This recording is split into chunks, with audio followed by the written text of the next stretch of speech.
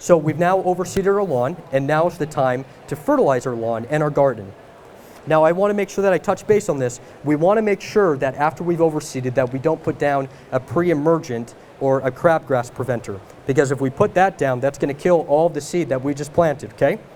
So what we want to do is make sure that we put down maybe something that's OMRI listed, that's not going to have much chemical in it, or maybe something that's going to be just very nitrogen rich and phosphorus rich. If it has any type of chemical that looks, if you read on the label, it'll tell you, do not apply with seeding. Basically what that means for you is don't put this down until 6 weeks after we've done our seed, okay? Great. All right, so now we've had some time in between our seeding and to when we need to now apply for the pre-emergence, which would be probably about end of March, 1st of April. And we want to put a pre-emergent down to make sure that we don't get as much crabgrasses and any other type of random weeds that we get in our Utah market. Who here had the toughest weeds on their lawn last year? You got, okay. Last year, I think, was the worst weed season that I've seen since I've been involved in the landscape industry.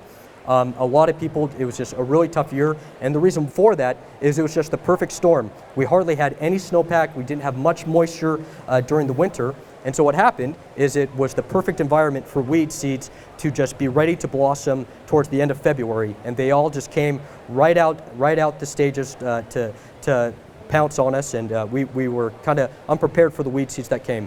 I think this year's not going to be as brutal, but we definitely want to make sure that we are prepared for this. Now, if you're not comfortable with putting down a crabgrass preventer, a really novel product is corn gluten meal. Corn gluten meal can be purchased at almost any independent garden center.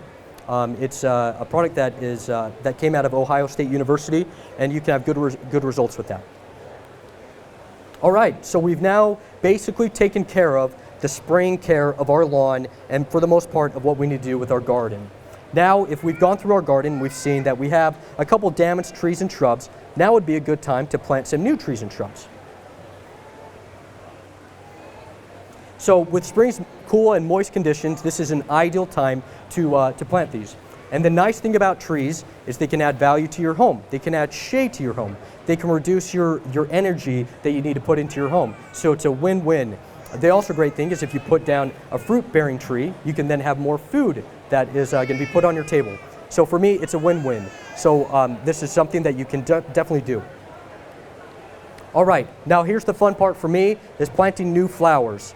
I don't know about you guys, but I like going to the nursery, having my wife pick out the flowers. I don't have any say in the matter. She picks out the flowers, and then we get to plant them, and that's a great time. So with planting new flowers, once you've got your garden in shape, it's now time to add some color and to get things looking just wonderful in your garden. Some recommendation for some good spring plants are pansies, snapdragons. I put a picture of snapdragons because I love how they look. Red buds, lilacs, and tulips. You should definitely lean towards planting more perennials than annuals. The reason for that is they pay out longer for you. An annual is exactly as it states, it lasts for 1 year, whereas a perennial is something that's going to last for a much longer time for you. And buying annuals means you're making an investment in your lawn and in your garden. Most of the perennials that the garden centers are going to be selling around this area are selected for our climate. So they should be able to handle our harsh winters, and they should be able to do well for your home and garden.